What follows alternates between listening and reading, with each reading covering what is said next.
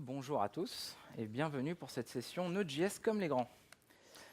En quelques mots, je m'appelle Romain Maton, je suis freelance, développeur principalement Java et depuis quelques années Node.js, mais tout le temps dans du web.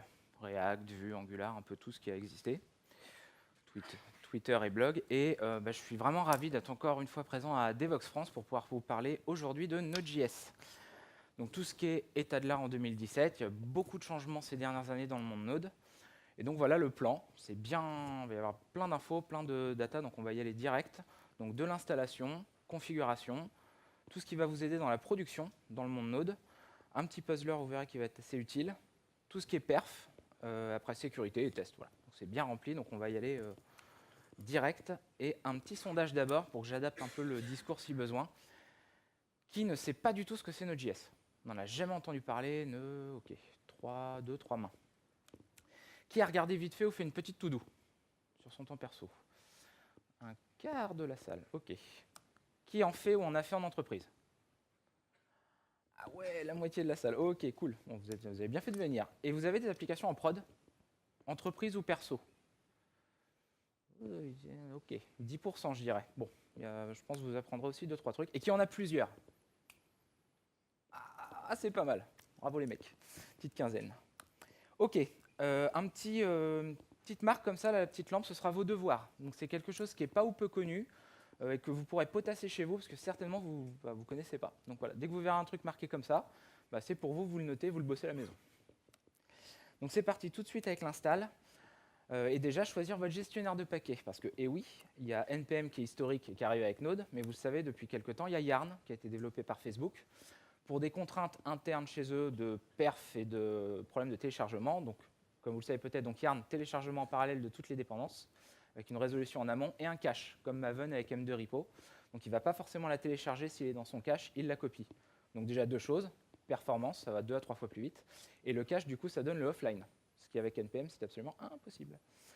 Donc du coup, Yarn apporte pas mal de choses sur ce point. Après, il y a le yarn.lock. Bon, je vais être gentil, mais c'est un peu bullshit, parce qu'on avait le npm shrink wrap qui fonctionnait très bien. Juste le yarn.lock, il est par défaut. C'est le seul gros avantage. Donc là, il n'y a pas de mauvais choix. Ça dépend de votre CI. Bon, moi, je ne fais pas d'npm install toutes les 10 minutes, donc bon, ça, c'est pas... Mais c'est vrai qu'il est plus rapide. En revanche, le lanceur de tâches, là, au niveau du monde Node, il y en a un qui a quand même écrasé un peu tout le monde, c'est Gulp. De par le fait que ce soit en stream, ce qui techniquement veut dire c'est plus rapide. On n'attend pas d'avoir toute la data pour la donner au truc d'après, c'est streamé, c'est en parallèle, enfin en continu plutôt. Et une config qui est plus légère. Là où Grunt était celui qui était utilisé avant historiquement, mais qui avait une config JSON longue comme le bras, et qui était juste aussi un peu plus lent. En revanche, il y a un revival dans la plupart des projets open source et en entreprise, c'est de revenir au npm script. Ça veut dire d'oublier ces deux trucs-là, qui sont au final des wrappers autour d'un outil existant. Par exemple, Babel, vous avez le Gulp Babel plugin, CSSMin, le CSSMin Babel Gulp plugin, excusez-moi. Et donc, du coup, en fait, au lieu d'avoir ces wrappers-là, on va passer par des scripts npm, puis on va invoquer nous-mêmes les outils, parce qu'on n'est pas plus bête. Donc, en fait, en ce moment, le revival, c'est plutôt de faire ça, d'utiliser les npm scripts. Donc, vous allez en avoir plein, mais au moins, vous maîtrisez ce que vous faisiez. Vous ne passez pas par un outil qui va vous lancer l'autre outil. Donc ça, regardez chez vous si vous ne l'utilisiez pas. Et je fais la différence entre lanceur de tâches et outil de packaging. C'est pas la même chose. Le lanceur de tâches, il est bête, on va lui donner une tâche, il va l'exécuter. Il n'y a pas de notion de livrable, de construction d'un produit fini. Donc là, vous me voyez venir, je parle de Webpack. On ne peut pas le mettre au même niveau que Gulp. Ils font vraiment pas la même chose. Webpack, de base, il va vous construire un livrable fini avec plein de choses qui vont être effectuées dessus. Et derrière, ça va vous donner des outils d'aide au développement, du watch, du live reload, que vous pouvez faire avec Gulp, mais c'est vous qui allez lancer les tâches pour le faire. Là, de base, vous avez tout ça. Donc il y a le lanceur de tâches et l'outil de packaging. Ça sent que vous pouvez avoir les deux du coup dans votre projet. C'est pas la même chose. Donc il y a Webpack qui a quand même bien gagné grâce à React et en plus Angular qui part dessus.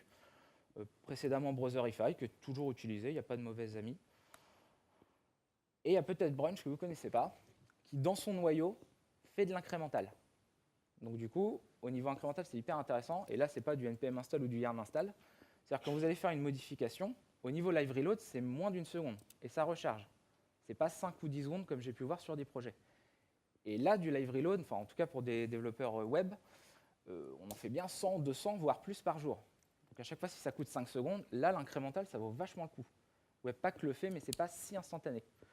Donc si vous ne connaissez pas, regardez ce petit outil de packaging. Il est plutôt pas mal. Install, c'est bon. On va passer à la configuration. Et donc vous démarrez un projet Node. Quel langage vous allez utiliser? Donc pour la plupart, si vous êtes plutôt orienté JavaScript prototype, on va dire que ça va être du ES 2000XX. Donc tous les ans, on va avoir une nouvelle ECMAScript. Si vous êtes plutôt javaïste, qui êtes plutôt passé sur de l'Angular ou autre, vous allez plutôt vous tourner vers quelque chose comme TypeScript, qui va rajouter des types, qui va rajouter des choses peut-être que vous connaissez plus et que vous avez plus envie d'utiliser. Et après, vous avez d'autres niveaux de l'ECMAScript, mais bon, on est cantonné à notre année, donc on va plutôt utiliser Babel pour avoir 1 an ou 2 d'avance, avec les stages, qui vont vous permettre d'avoir des fonctionnalités en avance de phase. Et Babel va rajouter des prothèses. Donc stage 3 et 2 plutôt pour les hipsters, et pour les fous furieux, ce sera stage 1 et stage 0. Mais ça, je ne sais pas si vous le faites, mais c'est très dangereux, parce qu'on va le voir. Je ne sais pas s'il y en a parmi vous qui connaissent tous les stages d'ECMAScript et exactement ce que chaque stage fait. Si vous ne le connaissez pas, c'est hyper intéressant. Donc c'est le TC39 qui va valider ce qui va partir dans chaque ECMAScript et le niveau dans lequel est la spec.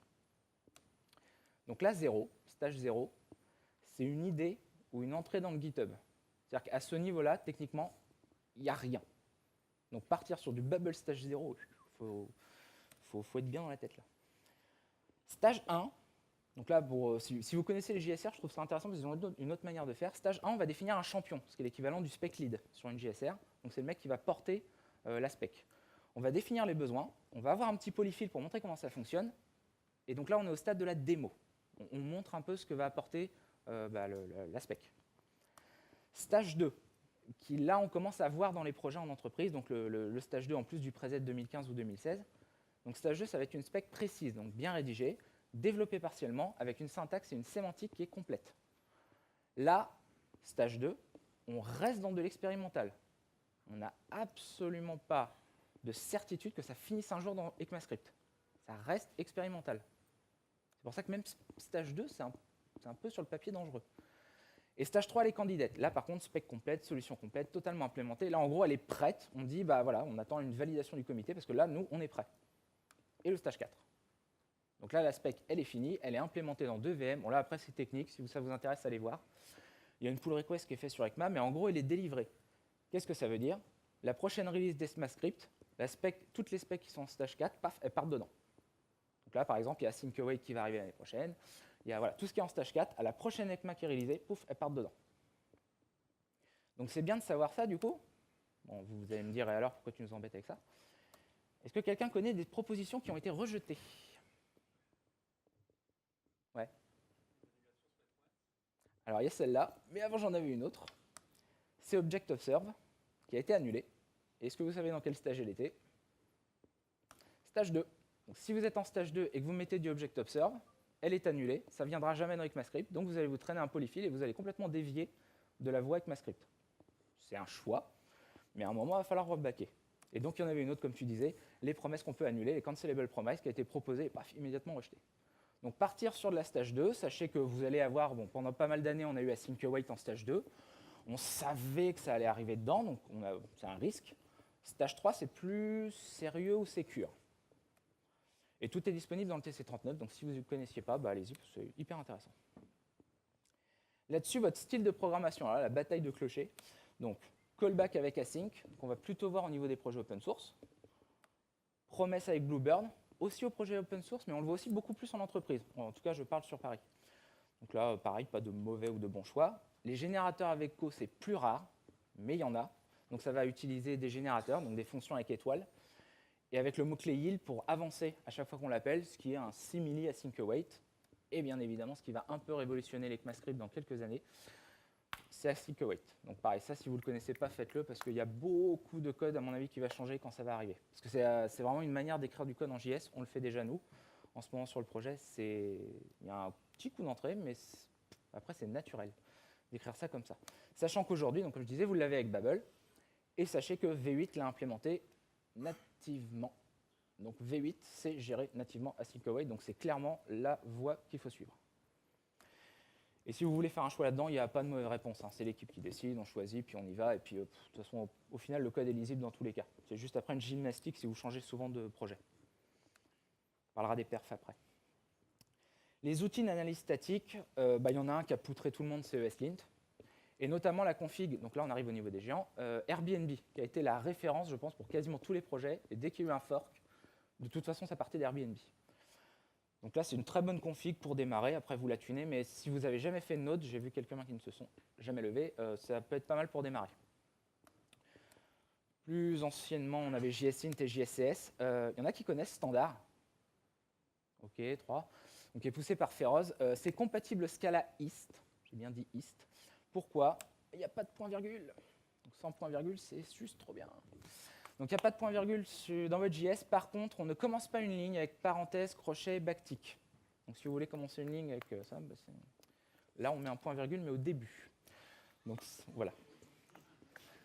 Ça, c'est, voilà, donc ça, évidemment, comme ça, en affaire R2.3, on est dans le monde JS, à votre avis, semi-standard, qui fait standard, mais sans ça. Voilà. Le monde JavaScript comme on l'aime. OK, donc vous avez configuré votre projet, vous êtes prêt, vous avez codé. Maintenant, qu'est-ce qui va vous aider en production? La partie Node qui fait souvent fuir les gens ou qui fait changer de technologie. Parce que justement, Node, on dit, on n'a pas grand-chose pour nous aider. Bon, là, c'est la répétition qu'on a sur tous les projets, mais bon, déjà, sans log, vous allez avoir beaucoup de mal à voir ce qui se passe dans votre appli. Donc, sincèrement, loguez tout. Hein. C'est comme les tests, il faut tester le plus que vous pouvez. Il faut loguer le plus que vous pouvez, tout ce qui pourra vous aider après coup.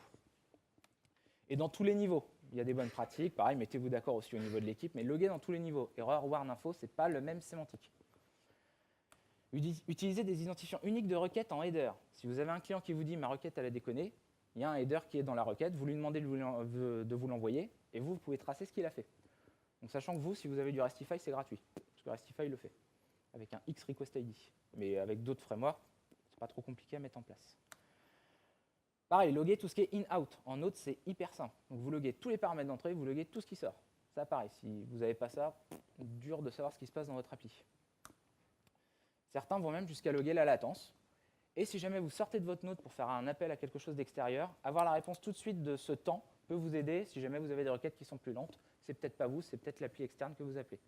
Ça c'est dans certains cas, il ne faut pas le faire pour tout. Mais si vous savez que vous avez ce problème-là, bon. Ça, c'était le login basique. Et après, il y a le mode brutasse. Donc ça, c'est personnel. Hein. Mais je trouve que c'est le mode brutasse. C'est garder tous les logs en mémoire, des bugs, infos, warn, erreur. Ça ne prend pas tant de place que ça, vous verrez. Et après, vous faites un flush sur erreur. Donc si jamais il y a une erreur, vous avez tout ce qui s'est passé, tout le parcours utilisateur. Et ça, c'est ce que fait Netflix. Et ça leur a sauvé la vie des centaines de fois. Donc c'est pas si compliqué que ça à mettre en place, par contre, c'est la mimine. Donc c'est stocker les logs. Donc tout ce qui se passe à chaque fois, vous l'écrivez, mais surtout vous le gardez en mémoire. Donc ça se fait avec un rewriter en Winston, par exemple. Maintenant, le flush sur erreur, il faut écrire tout ce qui s'est passé. Donc même chose, vous allez devoir certainement coder un middleware qui se met juste avant les erreurs et qui va dire bon bah on log, mais juste avant on va aussi loguer tout ce que j'ai mis en mémoire avec, et après le cleaner. Et selon votre framework, principalement, vous avez compris le pattern qui est derrière, c'est proxy, décorateur ou surcharge, en gros au niveau du logging et au niveau du flushing de l'erreur. Donc ça prend un petit peu de temps, c'est pas non plus violent. Par contre, ça va vous sauver la vie 2-3 fois. J'avais un glitch d'émoticône. Une fois que vous avez le login, ce qui va pouvoir vous aider à voir ce qui se passe dans votre appli Node si vous avez des soucis, c'est le profiler V8. Donc vous le savez peut-être, il est intégré à V8. C'est-à-dire que V8 arrive avec son profiler. Il va vous donner le temps passé sur chaque couche. Parce que comme vous le savez, Node, nous on a l'API JS, mais derrière c'est du C++, derrière il y a des ramasse-miettes, etc., etc. Donc il va vous donner le détail de chaque couche. Avec chaque couche en pourcentage et le détail de chaque couche. Donc ça se lance avec node -prof et votre fichier. Ça génère ce fichier. Il sera sur GitLab, donc retenez pas par cœur. Ensuite, on processe le fichier et en gros, on obtient ça. Donc on a le détail par couche. Donc tout en haut, c'est un exemple qui utilise crypto de la manière la plus dégueulasse possible. Donc on voit qu'en JavaScript, on passe pas trop de temps, 0,2. Par contre, en C++, là, on est bien. On prend 99% du CPU. Donc qu'est-ce qu'on fait? On va dans le détail du C++. Et on voit qu'on est 52% dans crypto, dans une méthode qui a dû être codée pas top. Donc au moins, on voit un petit bottleneck. Ici, il se passe quelque chose de pas top. Si on s'arrête là, on a loupé un truc. Parce que si on va encore plus dans le détail, et c'est le souci de ce fichier, il faut bien arriver à le lire, c'est que si on regarde au milieu SHA-1 block data order, qui est une autre ligne appelée, et malloc zone malloc, qui est aussi appelée, on regarde que l'appelant de ces deux méthodes, c'est aussi crypto. Donc en fait, crypto ne prend pas 52%, il prend 100% quasiment. Donc ce fichier-là, il est cool. Enfin, nous, il nous a permis de trouver des erreurs, mais il faut savoir le lire, quoi, parce qu'il y a beaucoup d'infos. parce qu'il log beaucoup en fait, -prof. Bon, sachant que -prof, c'est pas top, ça veut dire qu'on doit démarrer notre appli en prod avec ça, et puis le disque, on va le remplir vite, hein, parce que ça bombarde. Donc, vaut mieux valoir lancer le profiler par API. Ça, au moins, si vous ne le saviez pas, vous savez qu'il y a un profiler. Par contre, maintenant, il va falloir le lancer par API. Là, on a 2 modules qui sont cool, qui vont nous permettre d'y accéder. C'est V8 Profiler, qui est le nouveau, le plus utilisé. C'est fait par Node Inspector.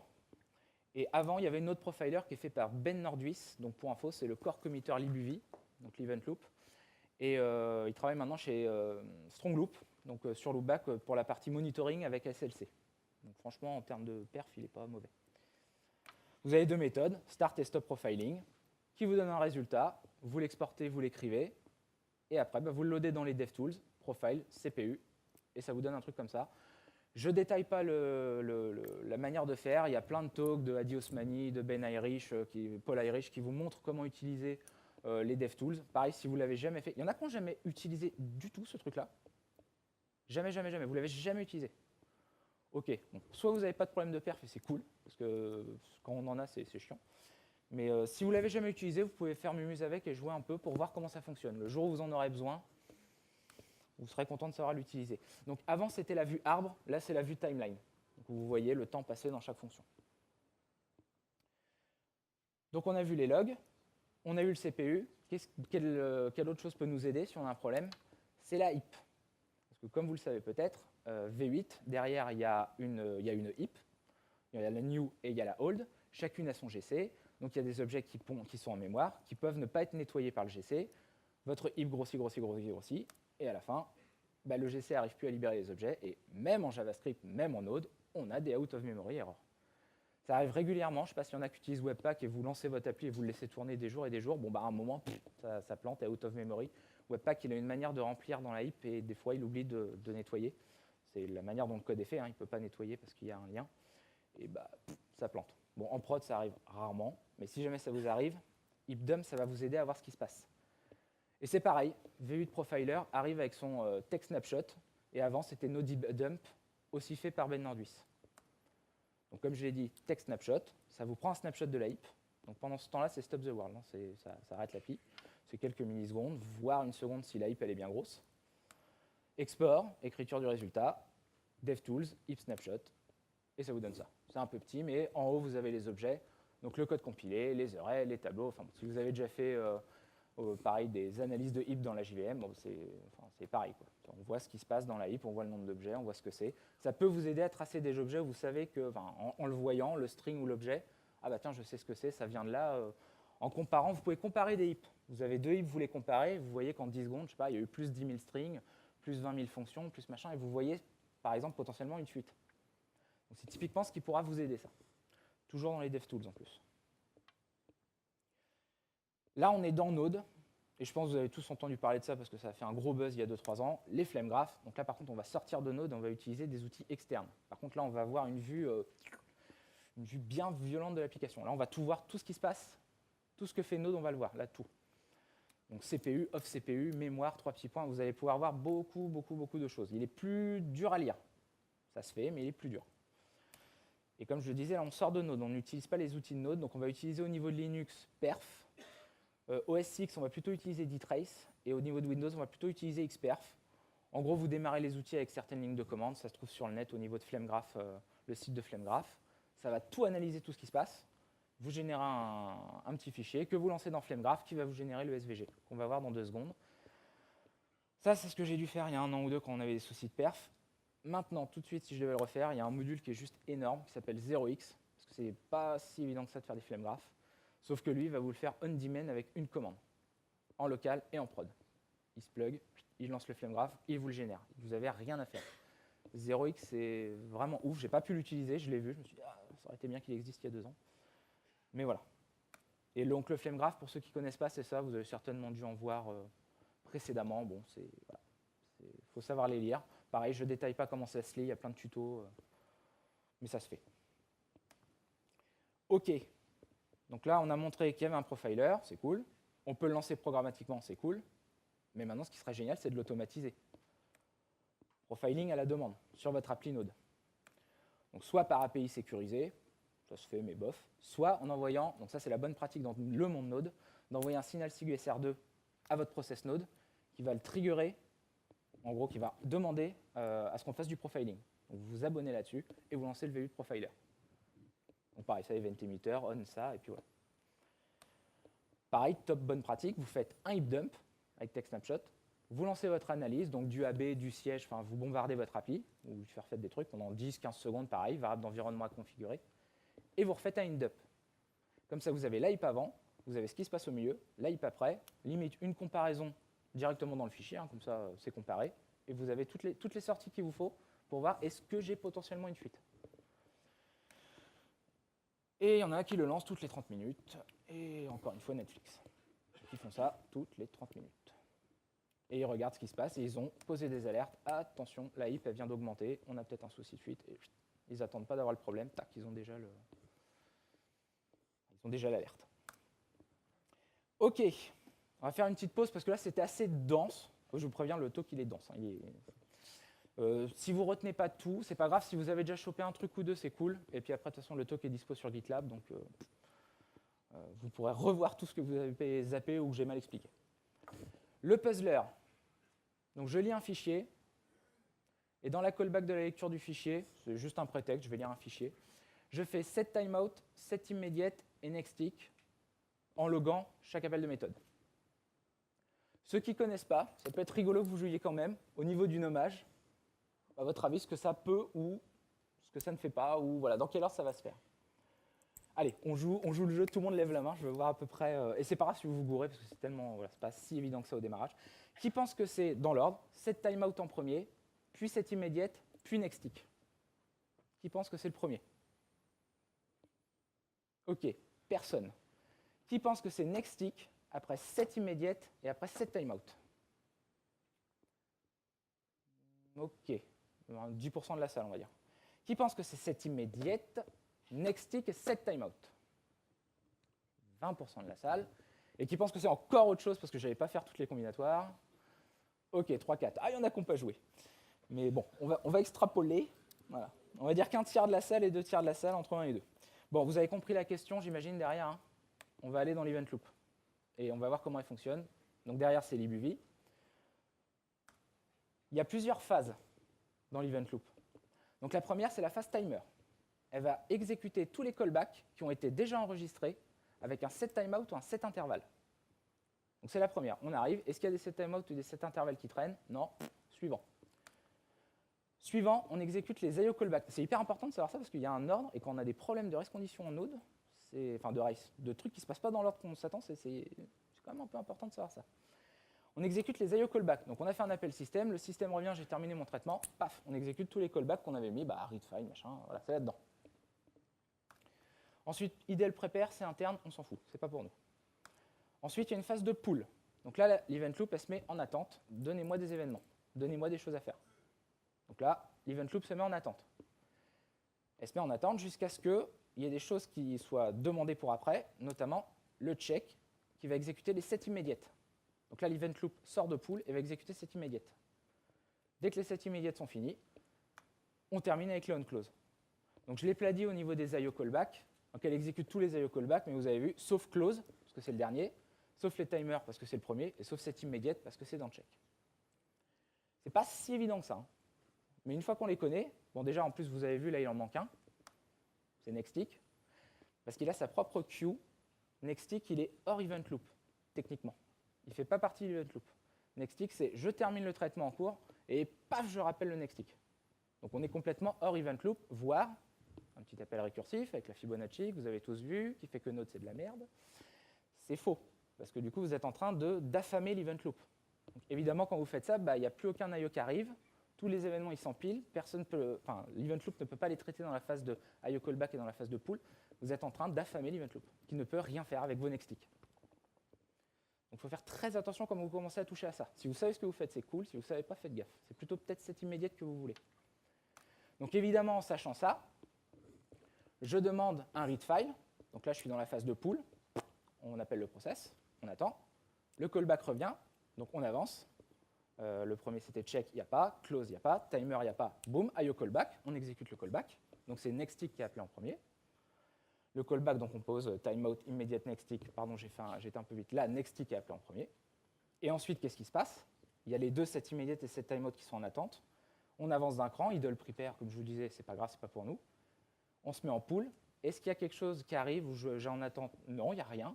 Étape d'après, check. Check, c'est set immediate qui est appelé. Une fois que le check et les set immediate sont faits, est-ce qu'il y a des clauses? Non. Est-ce qu'il y a un timer qui est terminé? Oui, il y a set timeout 0, paf, il est exécuté. Donc souvent, on a vu les articles, set timeout 0 et set immediate, c'est pas la même chose. Donc là, vous voyez, c'est vraiment en node. Hein. C'est vraiment pas la même chose. C'est pas du tout dans la même phase. Donc potentiellement, il y a des IO qui peuvent apparaître, il y a beaucoup de choses qui peuvent se passer entre-temps. Du coup, quand on fait un petit projet, c'est pas grave de comprendre. Quand on est en un projet d'entreprise avec beaucoup d'appels, ça, faut le savoir, vraiment. Donc il y en avait beaucoup qui avaient raison, c'était quand même la 2. NextX, set immediate et set timeout. Et du coup, je vous ai grugé, parce que je vous ai mis dans un read file, pour vous faire rentrer dans un cycle libUV. Même chose sans le read file. Bon, celui-là, j'ai eu faux. Hein. J'aurais dit nextTick, et puis voilà. Donc le premier, c'est nextTick, hein, ça vous avez compris, il est hors event loop, donc paf, il est appelé en premier. Sauf que les deux autres, bah, comme vous ne rentrez pas dans une phase, un cycle libUV, c'est non déterministe. Parce que comme vous n'êtes pas dans un cycle, en gros, c'est votre process qui va décider. Et moi, localement, j'ai toujours eu des set timeout, mais vous n'êtes pas à l'abri que ce soit un jour set immediate. Et c'est pas un bug. Hein. C'est thread switch, boum, c'est lui. Donc ça arrive hyper rarement. Là, c'est juste pour s'amuser et puis pour comprendre comment ça fonctionne. Mais... Ok, fini le mumuse, mais au moins vous savez comment fonctionne l'event loop. Maintenant, la perf. Sachant que tout ce que je vais vous montrer, il n'y a pas de balle en argent. C'est rigolo à traduire. Donc il n'y a rien que vous allez peut-être même appliquer sur votre projet. C'est juste pareil, ouverture d'esprit, et comme ça on avance et on voit un peu ce qu'on peut faire avec. Et surtout, bon, c'est de la perf, hein, c'est comme la VM, donc bon, si ça vous amuse, c'est cool, mais quand vous avez des problèmes de perf, vous basculez dans un autre monde. Là, on va aller dans V8, donc ne mettez les mains dedans que si c'est nécessaire. Parce que là, encore une fois, c'est plus du JS. Voilà, vous basculez sur autre chose.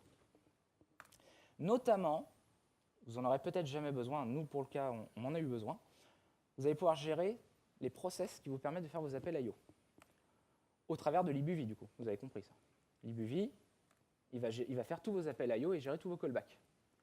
Par défaut, il a 4 threads, ce qui, sur le papier, peut paraître pas beaucoup. Parce que vous avez un seul thread dans votre JS, vous demandez un read file, vous demandez un appel Mongo, vous demandez je sais pas quoi.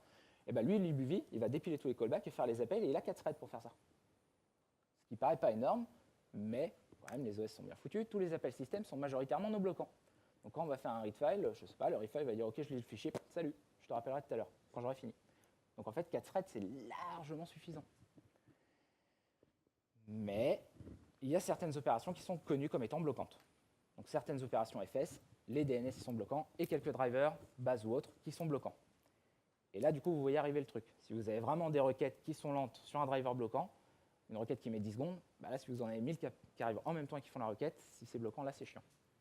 Sachant que c'est hyper rare. Donc comment vous avez joué là-dessus? UV thread pool size, encore une fois, faites très attention. Dans une très grande majorité des cas, vous n'en avez pas besoin. Donc si vous en avez besoin, testez et monitorez si ça vous fait vraiment gagner quelque chose. Nous, on en a eu besoin parce qu'on avait fait un CLI en interne, un CLI qui lançait plusieurs tâches en parallèle pour tester le code, pour faire de la qualité, tout ça. Et on les lançait 4 par 4. Et nous, nos process, ils étaient bloquants. On spawnait des childs et les childs, ils étaient bloquants parce qu'ils effectuaient du travail. Donc ça mettait 3 minutes, c'est pas plus long, mais bon. On a passé à un thread pool size de 8, donc on a dit, bon, vas-y, prends tous les processus, là, enfin, prends tous les CPU et vas-y, bombarde. On est passé à 1 minute 10. Et là, d'un seul coup, bon, bah, le CPU qui était à 50%, je l'ai vu à 100%, voilà. Dans ce cas-là, ça nous a aidé. Dans plein d'autres cas, vous allez peut-être même faire de la merde. Enfin, ça va empirer. Il faut tester. Après, alors là, c'est plus pour de la culture. Si vous connaissez, il y en a qui ont déjà regardé ce qui se passait dans V8.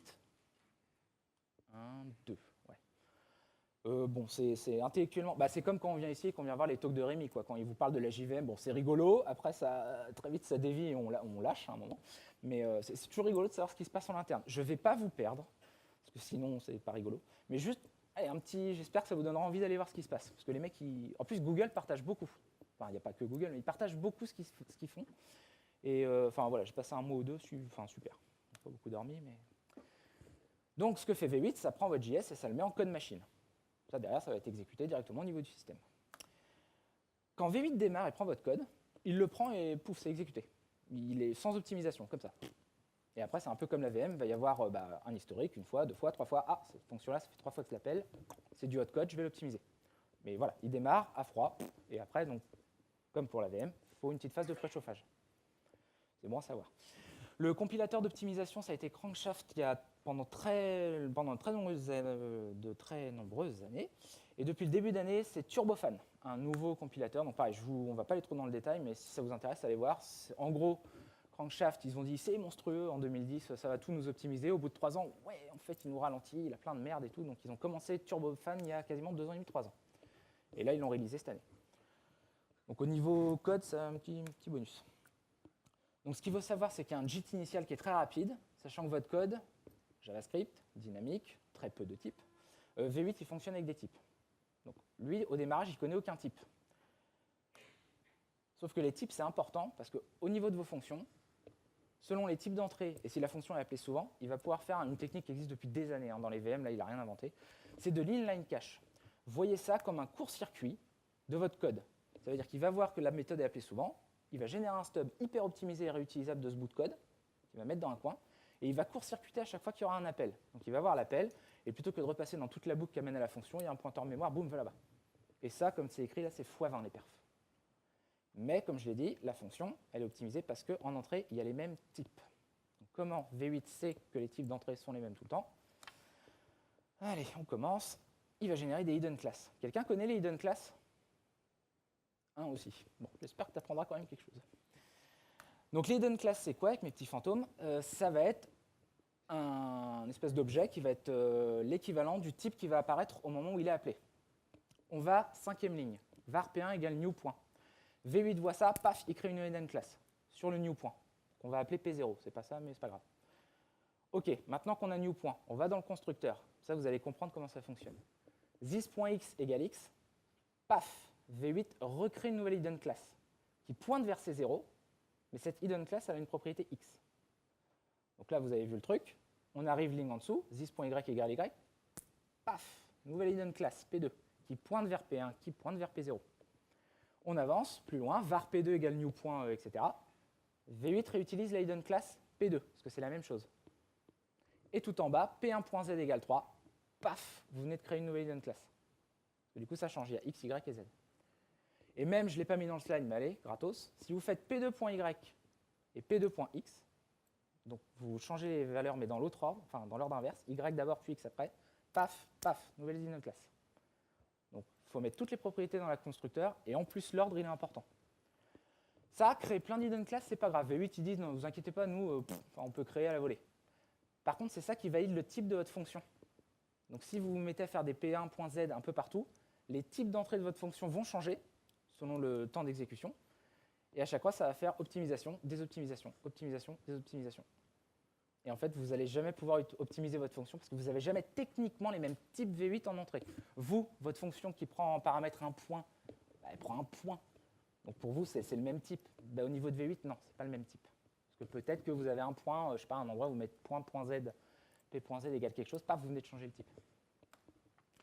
Donc, au niveau optime, donc déjà privilégier les fonctions monomorphiques, je ne l'ai pas dit, mais si vous avez une fonction add qui fait plus et qui prend des entiers et des strings, première fois, troisième fois des entiers, super, j'optimise.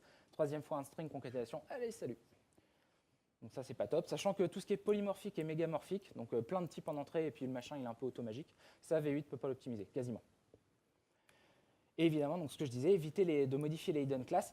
Techniquement, ça veut dire quoi? Ça veut dire de mettre toutes vos propriétés, tout ce que vous initialisez dans le constructeur.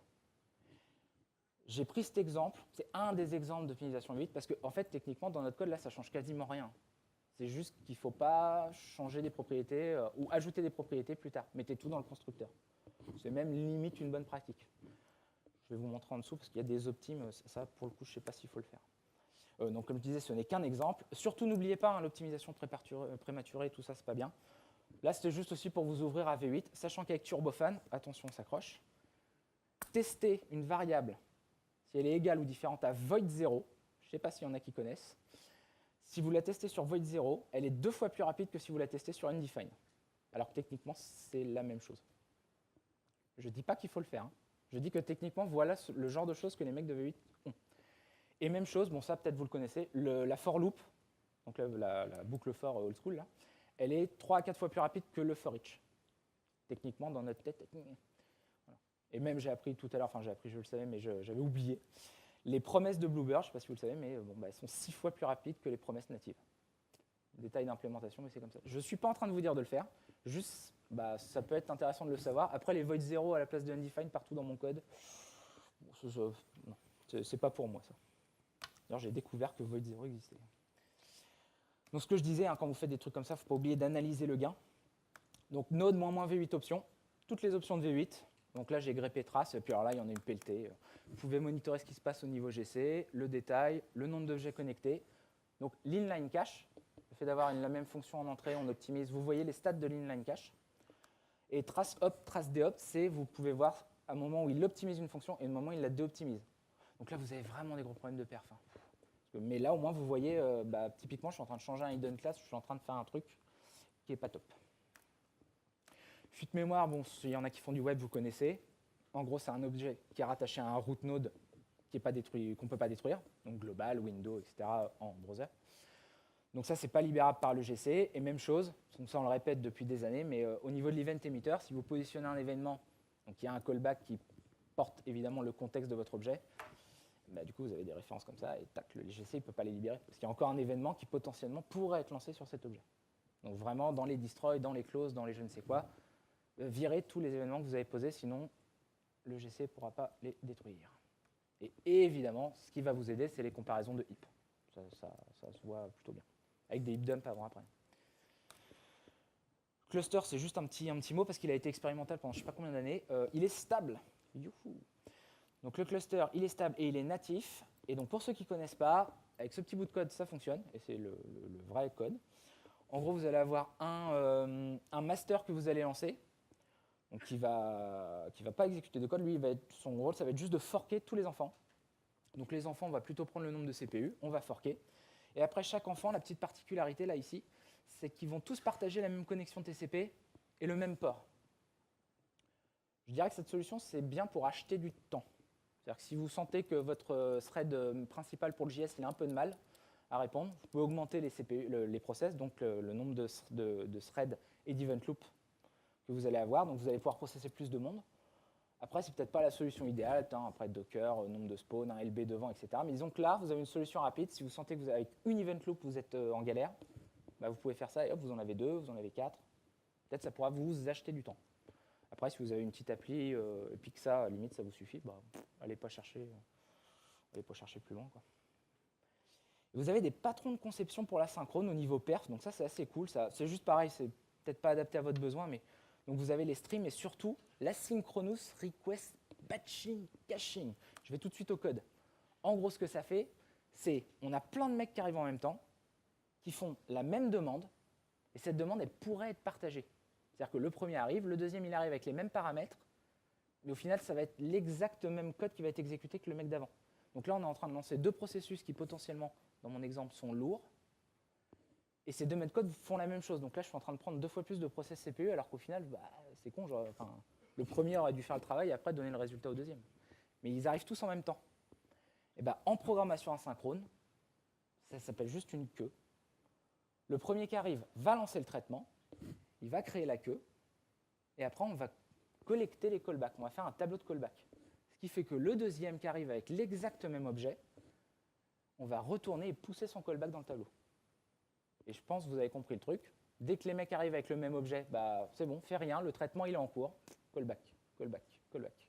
Et quand le traitement est fini, on prend tous les callbacks et on exécute le résultat.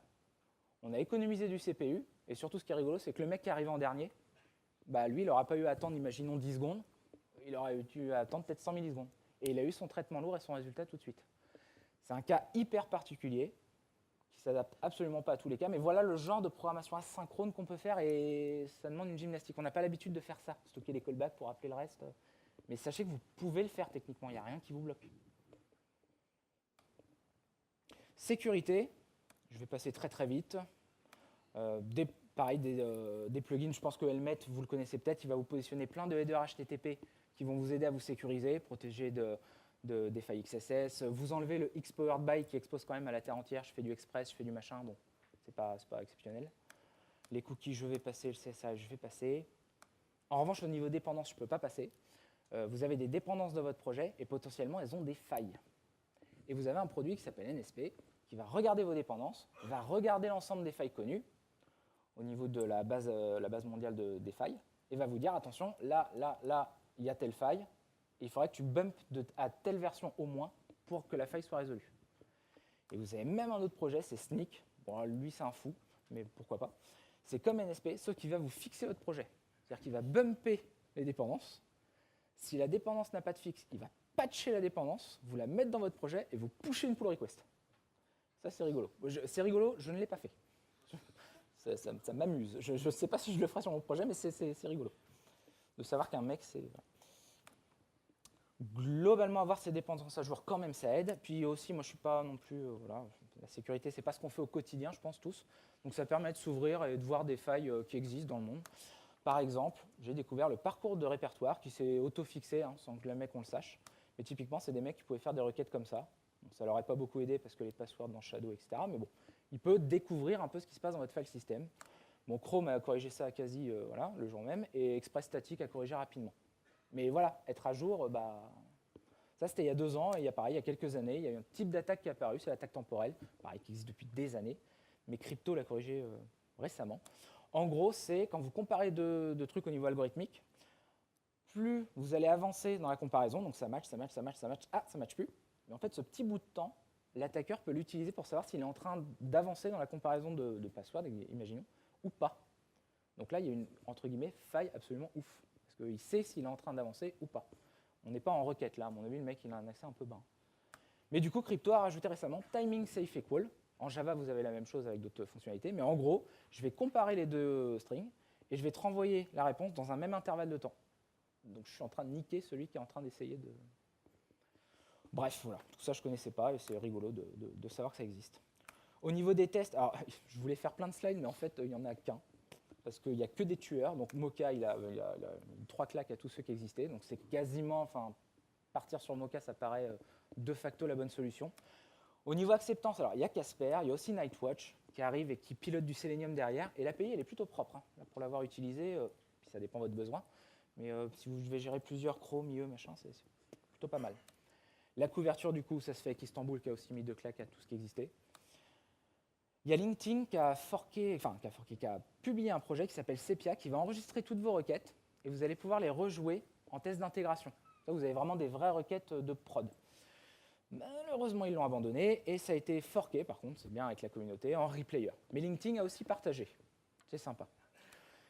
Donc en conclusion, Node, vous l'avez compris, bon, on peut vraiment l'utiliser en prod. Maintenant, on a énormément d'outils pour nous aider dans la prod, dans la perf, dans le... Voilà. On a des cycles LTS, donc ce qu'on doit utiliser en production. Cycle pair-impair. Les pairs seront LTS, les impairs, c'est un peu le develop, le trunk, ce que vous voulez. La doc, elle est juste ouf. Ils partagent tout. Hein. L'event loop, le détail. Ils ont fait un post-mortem sur les domaines. Si vous ne connaissez pas, oubliez. Ceux qui connaissent, donc il ne faut plus utiliser les domaines. Et ils expliquent pourquoi ils ont fait les domaines, ce qu'ils n'auraient pas dû faire. Et voilà, enfin, c'est rare de faire ça, je trouve. C'est cool. Et c'est performant et monitorable. Voilà. Les entreprises qui sont dans la fondation, il y a quand même 2-3 gros, donc on n'est pas tout seul. Ça a toujours fait peur. Hein. Est-ce que je dois faire du Node ou pas? Et le talk s'appelait Node.js comme les grands. Donc, il y a eu beaucoup d'exemples que vous avez vus des géants dans le code, dans le code et dans la presse. Globalement, quand même, certains partagent, c'est un peu toujours les mêmes. Par contre, d'autres, moins. On les voit, on sait qu'ils en font, Uber, eBay, LinkedIn, mais ils ne partagent pas trop. C'est vraiment du code interne, ils disent, voilà, on ne peut pas vraiment partager ce qu'on fait. Quand on peut publier en open source, on le fait, mais c'est dur d'avoir beaucoup d'infos sur ce qu'ils font. Et en plus, quand ils publient, c'est dommage parce que souvent, c'est un mec ou deux qui porte le projet, donc soit il change de projet, soit il s'en va, soit machin, et le projet, il à l'abandon. Vous avez vu, il y avait plein d'émojis dans ma presse. Bon, déjà, j'adore les émojis. Et 2, c'est Atom qui m'a fait découvrir ça il y a, je sais plus, 3 ans, un truc comme ça. Quand on contribue sur Atom, chaque commit, il faut qu'il y ait un emoji au début, et pas n'importe lequel. Il y a une liste qui dit, je fais de la doc, je fais un bug fix, je fais de la sécurité, je fais de la perf, je rajoute une fonctionnalité, etc., etc., etc. Donc même sans lire, c'est instantané, on voit le commit, on sait ce qu'il fait. Le type de commit, on ne sait pas ce qu'il fait, mais on sait le type de commit. Donc c'est rigolo, on l'a mis en place dans plein de projets, et puis voilà, c'est marrant, il y a de la couleur, tout ça. Voilà, il me reste 15 secondes. Merci à tous, vous avez été un public exceptionnel. Mon Twitter. Voilà.